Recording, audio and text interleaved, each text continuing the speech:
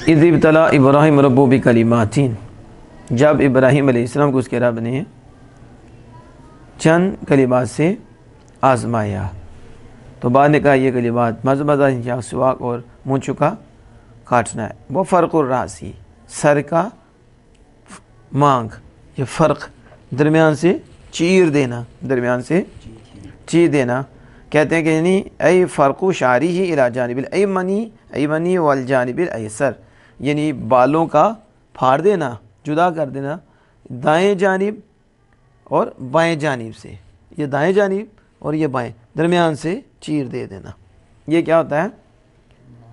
مانگ نکالنا، اور یہ سنت مصطفیٰ ہے صلی اللہ تعالیٰ علیہ وآلہ وسلم۔ آج کل ہمارے بچے جو ہیں ڈینگا چیر نکالتے ہیں، ہم کہتے ہیں ڈینگے نہ بنو سیدھا بنو، کیا بنو؟ نہیں نکلتا آپ کا چیر تو نہ نکالو، کیونکہ ڈینگا نکال کے ڈینگے ہی ہو رہے ہو اور لوگوں کو دکھا رہے ہو ڈینگ بڑا ہوا ہے۔ نکل سکتا تو نہیں نکالتے، جان بوجھ کے کیوں سنت کی مخالفت کرتے ہو؟ تو کیوں تم لوگ عیسائیوں کا طریقہ اختیار کرتے ہو؟ اس لیے فرق الراسی یہ تو حضرت ابراہیم علیہ السلام پہ فرض تھا، ان پہ فرض تھا، واجب تھا، اور سنت مصطفیٰ یہ ہے سینٹر سے چیر نکالنا۔ وہ پاپ بنا لیتے ہیں، کہیں آنکھیں چھپا لیتے ہیں، ایسے لگتا ہے تو کوئی ادھر ایسے جا رہا ہے، کوئی ادھر جا رہا ہے، یعنی اللہ پردے ڈالتا ہے اور یہ اپنا اندر دکھاتے ہیں، دیکھو ہمارے اندر کیا ہے۔ تو اگر بندہ چیر نکالے، چلو اندر کچھ بھی ہو، سامنے تو لوگ دیکھ کے کہیں گے نا کہ غلام مصطفیٰ ہے، سنت مصطفیٰ ادا کر رہا ہے، ظاہر تو اس کا روشن ہوگا، لوگ تو اچھا سوچیں گے نا اس کے متعلق، ویسے تو کرنی اللہ کے لیے چاہیے، اللہ کے رضا کے لیے کرنا چاہیے، لیکن پھر بھی ظاہر سنت کے مطابق ہو تو گواہیاں اچھی ہوتی ہیں۔ اب یہاں دیکھیں، کہا کہ حلق العنتی، حلق العنتی یہ جو ہے ناف کے نیچے، ناف کے نیچے بال ہیں، ناف شرمگاہ کے ناف کے نیچے بال ہیں، تو یہ پیڑوں تک ان کو کاٹنا، ان کو کاٹنا، اور پھر ران ہے تو اس کے نیچے والا جو حصہ ہوتا ہے اس سے بھی بالوں کو کاٹنا۔ پھر جو یہ اللہ اکبر کبیرہ شرمگاہ کے ارد گرد ہوتے ہیں، پہانے کی جگہ کے ارد گرد ہوتے ہیں، ان بالوں کو کاٹنا، اور اوپر جو ران کے اوپر ہیں جہاں تک سمجھتے ہیں کہ نجاست چلی جاتی ہے تو وہاں تک اس کو بھی صاف کرنا۔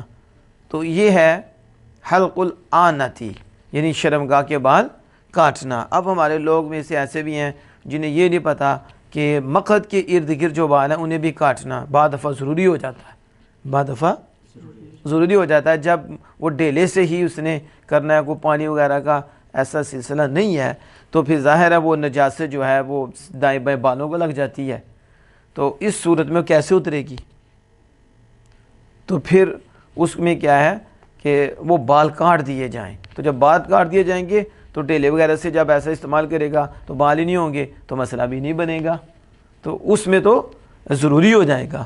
لیکن پھر بھی جب پانی وغیرہ بھی ہو تو اسے مقعد کے دائیں بائیں سے بھی بال کاٹنے پڑیں گے، کہیں نجاست نہ رہ جائے، نجاست نہ رہ جائے، تو اس کو بھی کیا کریں؟ کاٹ دیں۔ تو اس کو کہتے ہیں حلق العنتی، تو شرمگاہ کے بالوں کو کاٹنا۔ والختان، اور ختان کے بالوں کو کاٹنا، کس کے؟ تو آپ کو پتہ ہے یہ وہی جگہ ہے جو جہاں زائد جلد ہوتی ہے جسے کاٹ دیا جاتا ہے، زائد اسے کاٹ دیا جاتا ہے، قلفہ بھی بولتے ہیں، کیا بولتے ہیں؟ قلفہ بھی بولتے ہیں۔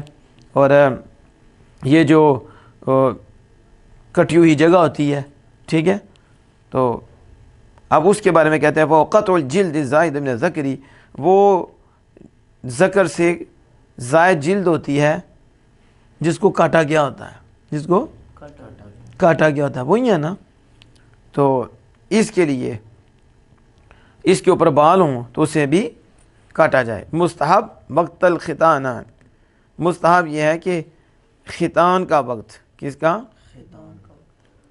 یعنی پہلے تو یہ ہے کہ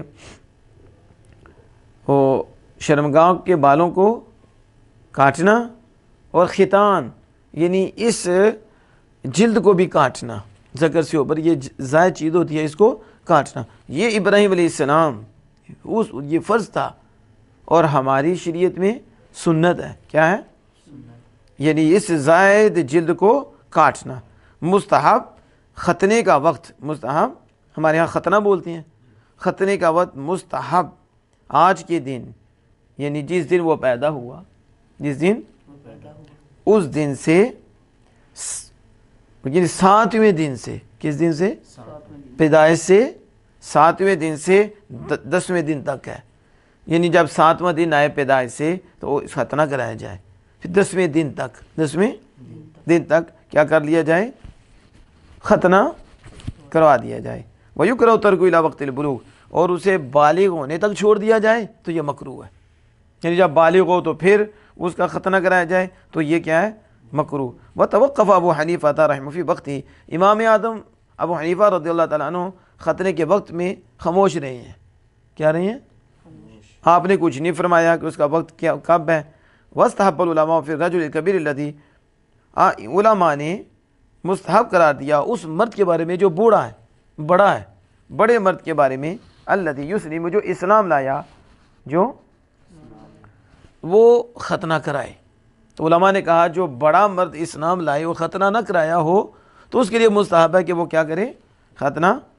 وَإِن بَلَغَ 80، اگرچہ وہ 80 سال کا ہو جائے، اگرچہ 80 سال کی عمر ہو چکی ہے تو اسلام لایا ہے تو پھر بھی کیا کرے؟ ختنہ کرائے. تو یہ سنت ہے. وَعَنِ الْحَسَنِ، حسن رضی اللہ تعالیٰ عنہ سے یہ روایت ہے کہ انہ کان یرخص، وہ ترخیص دیتے تھے، رخصت دیتے تھے اس بوڑھے کو جو اسلام لایا اور اس نے ختنہ نہیں کرایا. تو کہتے تھے کہ اس میں کوئی حرج نہیں، کیا وہ عمر اتنی ہو گئی ہے تو اسلام لایا ہے تو اب ختنہ نہ بھی کرائے تو کہتے تھے کوئی حرج نہیں ہے.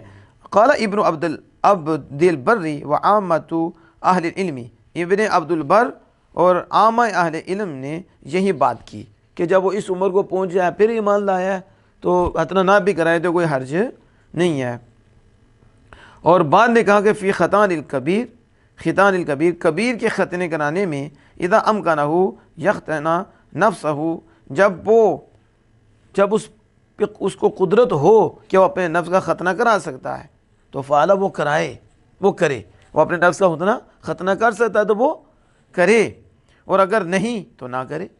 یعنی انہوں نے کہا کہ اس کو قدرت ہو ختنہ کرانے کی تو وہ کرا لے، اگر نہیں ہے تو پھر نہ کرے. تو اور بعد نے یہی بات یعنی در رد المحتار میں بھی یہی بات کہی ہے. اور پھر وہ کہتے ہیں کہ اس کا کہنا حجت الختانان، حجت الختانان، اوپر لکھے نا ختان، کہ ختنہ کرنا. ادھر یہ نہیں ہے کہ بڑا یا چھوٹا، ختنہ بڑا یا چھوٹے کا. فإنہ مطلق، یہ مطلق ہے، یہ ختان الکبیر والصغیر، یہ چھوٹے اور بڑے کے ختنے کو شامل ہے. چھوٹے یعنی مطلق ہے، چھوٹے کا بھی ختنہ اور بڑے کا بھی ختنہ. یوں ہی اطلاق کیا گیا ہے، نہایہ میں بھی یوں ہی اطلاق کیا گیا، چھوٹا ہو بڑا اس کا ختنہ. اور شارع نے اس کو پختہ رکھا ہے اور ظاہر کو ترجیح دی ہے. ظاہر کو ترجیح ہے. ظاہر کو کیا ہے؟